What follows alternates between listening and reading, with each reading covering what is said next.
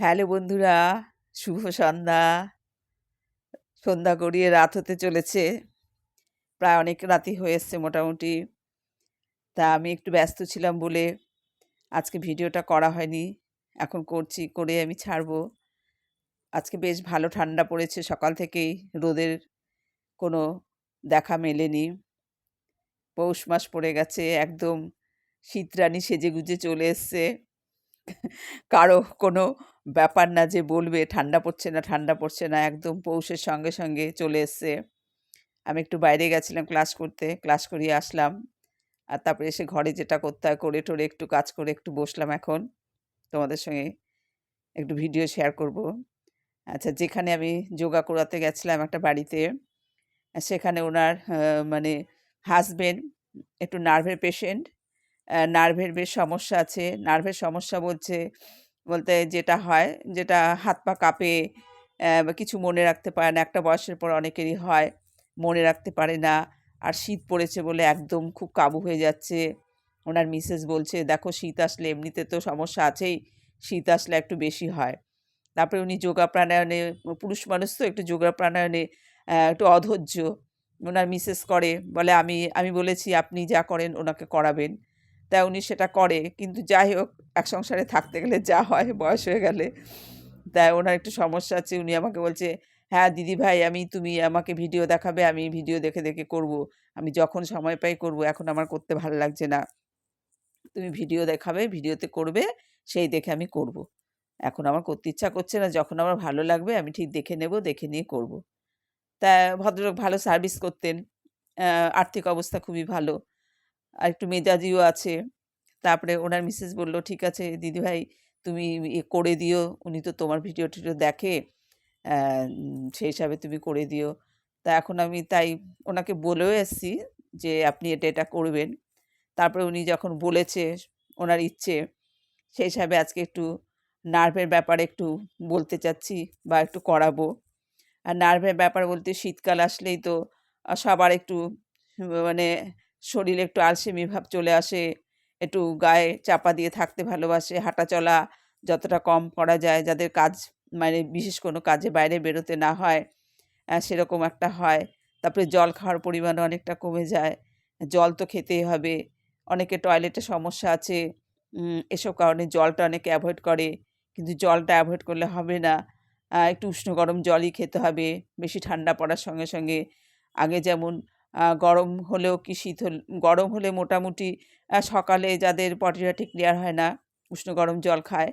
কিন্তু ঠান্ডা পড়লে একটু সবসময় একটু উষ্ণ গরম জল খাওয়াই ভালো। যাদের ব্যথা-ট্যাথা আছে বা শরীরের সমস্যা বা নার্ভের সমস্যা, সবাই একটু উষ্ণ গরম জল পান করাই ভালো। তারপরে মেডিসিনের ব্যাপার তো আছেই, যে যেটা খায় সেটা। তার সঙ্গে যোগা প্রাণায়াম তো একটু মানে নিজস্ব পার্সোনাল ব্যাপার, সময় বুঝে করতে হবে। তারপরে খাওয়া-দাওয়ার ব্যাপার তো আছেই। সব প্রাণায়াম বা যোগায় খাওয়া-দাওয়ার যে ব্যাপার হয়, সেরকম কিছু না, সবসময় বলা হয়। ফ্রি হ্যান্ড এক্সারসাইজ কিছু আছে, লাইট এক্সারসাইজ কিছু আছে, যেগুলো বসে, বসে যেকোনো সময় করা যায়। আকুপ্রেশারের কাজ আছে হাতে পায়ে, সেগুলো খাওয়া-দাওয়ার কোনো ব্যাপার নেই। যখন তখন বসে, বসেই করা যায়। কিন্তু পেটের ওপর যেসব কাজগুলো পড়ে, সেগুলোই বিশেষভাবে খাওয়ার ব্যাপার আমরা বলে থাকি।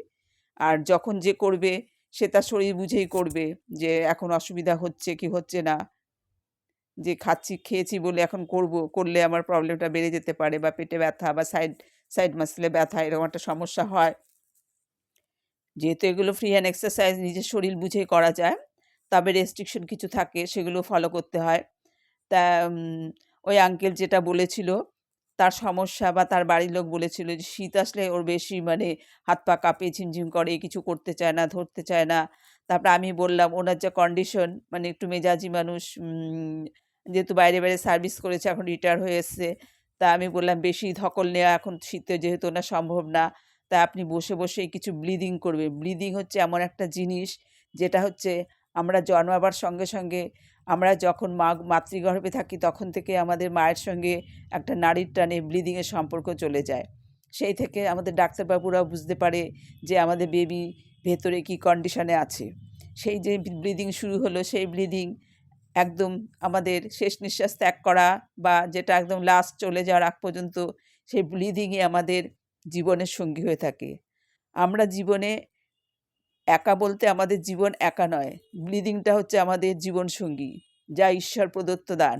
সেই ঈশ্বরের দানকে আমরা অবহেলা করতে পারব না। ঈশ্বর দানের সঙ্গে তো পিতামাতার সেটা পিতামাতার সহায়তা তো রয়েছেই। পিতামাতার সাহায্যে আমরা পৃথিবীতে আসি, ঈশ্বর আমাদের জীবন দান করে বলে। আর সেই সঙ্গে জীবনের সঙ্গে আমাদের শরীরের যত অঙ্গ দিচ্ছে, সুস্থ মানুষের যা যা অঙ্গ দিচ্ছে, সেগুলো তো আমরা বিভিন্ন কাজে লাগানোর জন্যই ঈশ্বর পাঠায়। সেই কাজে আমরা যদি সঠিকভাবে লাগাতে পারি, তাতে তো আমাদের নিজেদের অনেকটাই মানে সুবিধা হয়, বা মনের দিক থেকে একটা সময় খুব শান্তি আসে। কিন্তু একটু অল্প বয়সে অনেকেই বুঝতে চায় না, কিন্তু একটু বয়স হওয়ার সঙ্গে সঙ্গে আমাদের মনস্থির করে নিতে হবে যে আমরা কোথা থেকে এসেছি, কোথায় যাব, আমরা কি, আমি কে, এসব চিন্তাভাবনাগুলো করতে হয়। ব্রিদিং এক্সারসাইজের মাধ্যমে এসব চিন্তাগুলো এসেই যায় যে আমি কোথা থেকে এসেছি, কোথায় যাব, আমি কি করছি, কি করলে আমার ভালো, কি করলে আমার খারাপ, এসব নরমালি এসে যায়। সেই জন্য আমি বললাম যে আপনি একা নয়। আপনি ভাবছেন আপনি একা, ছেলেমেয়েরা বাইরে থাকে মনে হয় একা। একা কিছুই না, আপনার সঙ্গী হচ্ছে আপনার শ্বাসকার্য। আর সেই শ্বাসকার্যটাকে আপনি ধরে রাখবেন। সেই শ্বাসকার্য আপনার যতদিন আছে, আপনি ততদিন ঠিক সুস্থভাবে বেঁচে থাকতে পারবেন, সেই শ্বাসকার্যটাকে যদি আপনি সঠিকভাবে পরিচালনা করেন। সেই শ্বাসকার্যটা পরিচালনার জন্য আমাদের একটু পরিষ্কার জায়গা বসতে হবে, এবং ঘরবাড়ি তো আজকাল সবারই মোটামুটি পরিষ্কার, আগেকার মতো তার পরিবেশ না। যাদের মোটামুটি একটু আর্থিক অবস্থা ভালো, তাদের তো বলতেই নেই, তাদের ঘরবাড়ি মোটামুটি নিট অ্যান্ড ক্লিনই থাকে। সেই হিসাবে আপনি একটু পরিষ্কার পরিচ্ছন্ন জায়গায় বসবেন, বসে সর্বক্ষণই ডিপ ব্রিদিং করার চেষ্টা করবেন। হাঁটা চলা করবেন, ডিপ ব্রিদিং করবেন। আর ওনাদের বাড়িতে লিফট টিপ আছে, সিঁড়ি টিড়ি ভাঙার কোনো ব্যাপার নেই। আপনি হাঁটা চলা করবেন, ঘরে, ছাদে হাঁটলেন, ঘরে হাঁটলেন, নিচে গেলেন, রাস্তায় হাঁটলেন, পার্কে হাঁটলেন, যে কোনো জায়গায় আপনি সবসময় ব্রিদিংকে আপনার সঙ্গী করে রাখবেন। মনে করবেন শ্বাসটাই আমার জীবনের সব। শ্বাস নিয়ে পৃথিবীতে এসেছি, আবার শ্বাস বন্ধ করে আমি চলে যাব যখন চলে যাব। সেটা ওপরওয়ালার ইচ্ছা, কখন কে যাবে সে তো বলতে পারে না। কিন্তু শ্বাসটা যতক্ষণ আছে ততক্ষণ আমি শ্বাসটাকে একটু ভালোমতো সেবা যত্ন করি। শ্বাসের সেবা যত্নের জন্য প্রথমে আমাদের একটা মুদ্রায় বসতে হবে, ধ্যান মুদ্রা। মুদ্রা অনেক আছে, এই ধ্যান মুদ্রায় বসতে হবে।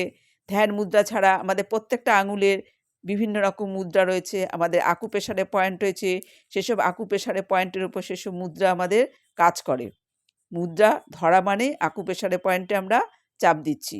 সেরকম আমাদের হাতে, দুই হাতে, আমাদের পায়ে, পায়ের বিভিন্ন চেটোতে, পায়ের চেটোতে, পায়ের ওপরে, সব দিকে আমাদের আকুপ্রেশারের পয়েন্ট রয়েছে। অর্থাৎ মস্তিষ্ক থেকে পায়ের নাক পর্যন্ত আমাদের যত নার্ভ রয়েছে, প্রত্যেক নার্ভেরই সংযোগ রয়েছে।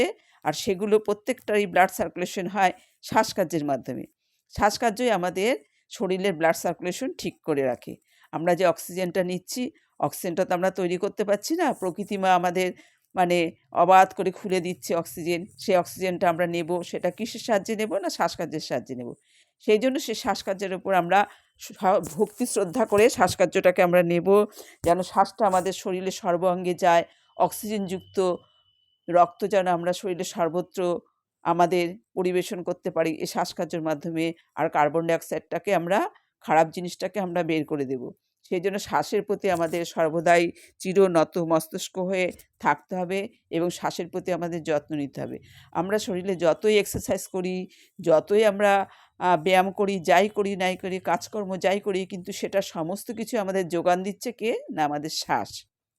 শ্বাসটা জোরে ধরতে পারবো, শ্বাসটা হালকা করে ধরতে পারবো, শ্বাসটা কীভাবে রাখবো না রাখবো সেটা আমার নিজের ওপর নির্ভর করে।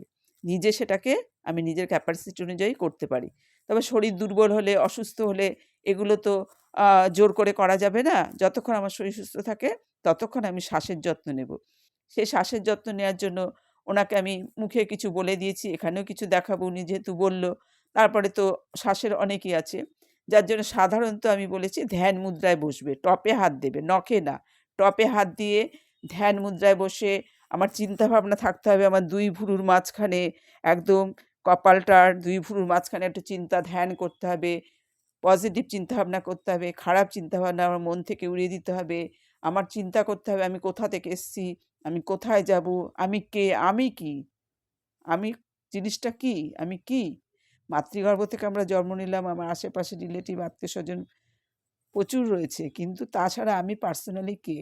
আমাকে কে বাঁচিয়ে রাখছে? আমাকে দেখছে অনেকে, কিন্তু আমার ভেতর যে পার্টস, সেগুলোকে বাঁচিয়ে রাখছে কে? না, ব্লাড সার্কুলেশন হচ্ছে, যে শ্বাসের যে অক্সিজেন যাচ্ছে, সেটাই আমাদের জীবনকে পরিচালিত করছে। সেই শ্বাসকে করার জন্য আমাদের মেরুদণ্ড সোজা হয়ে বসতে হবে। আমাদের বসার পশ্চারটা সবসময় একদম সোজা রাখতে হবে, কোমর সোজা রাখতে হবে। সবসময় যখন বসবো তখনই আমাদের চিন্তাভাবনা হবে, আমি ঠিকঠাক বসেছি কি? আমার পশ্চার বসাটা কি ঠিকঠাক আছে? আমার কোমরটা কি ঠিকঠাক আছে? আমার মেরুদণ্ড কি ঠিকঠাক আছে? সেটাই চিন্তা করতে হবে। সেটা চিন্তা করলে মেরুদণ্ড যেমন একটা বৃক্ষ, সেখান থেকে বিভিন্ন নার্ভ সরে যাচ্ছে বিভিন্ন জায়গায়, সেরকম নার্ভগুলো যেন আমাদের সঠিক থাকে, তার জন্য আমাদের সবসময় মেরুদণ্ড সোজা করে বসতে হবে। এই মুদ্রায় বসবো, আর আমি ডিপ ব্রিদিং করব। বুক ভরে আমি শ্বাস নেব, সেই শ্বাসটাকে আমি মুখ দিয়ে বের করব ধীরে ধীরে। আমি যত পরিমাণে শ্বাস নেব তার থেকে বেশি, একটু কিছুক্ষণ রাখবো, রেখে বেশি পরিমাণে অক্সিজেনটা যেন সর্বত্র যায়, তারপরে আমি সেটাকে বেশি পরিমাণে ছাড়বো। ধীরে ধীরে যেটাকে করব সেটাকে বলা হয় প্রাণায়াম। আর যেটা আমি খুব জোরে জোরে বডি ক্যাপাসিটি খুব জোরে জোরে দেবো, সেটাকে বলা হবে এক্সারসাইজ। ঠিক আছে? আমি প্রথমে ধীরে ধীরে করব। শ্বাসটা প্রথমে বুক ভরে ধীরে ধীরে নেব, আবার সেটাকেই ছাড়বো। এতে কী হবে? ব্লাড সার্কুলেশন ঠিক থাকবে, নার্ভের যত সমস্যা আছে সেগুলো আস্তে আস্তে ক্লিয়ার হয়ে যায়। আর এটা করতে হবে চোখ বন্ধ করে, ধ্যান মুদ্রায় বসে পজিটিভ চিন্তাভাবনা করতে হবে, আর দুই ভুরুর মাঝখানে আমার মনটাকে আনতে হবে। বলার সময় এত কথা বলা যায় না বলে আগেই কথাগুলো বলে নিলাম, তারপরে আবার কিছু বলবো। কিন্তু একটা ধ্যান প্রাণায়াম করার সময় অন্য কোনো চিন্তাভাবনা বা কথা বলা ঠিক নয়। ঠিক আছে, শুরু করছি।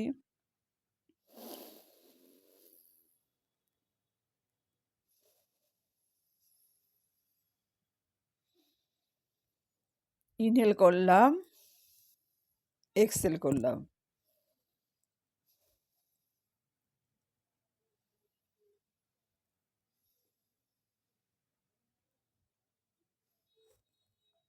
এটা আমি দিনে ২ বার ৩ বার করতে পারি।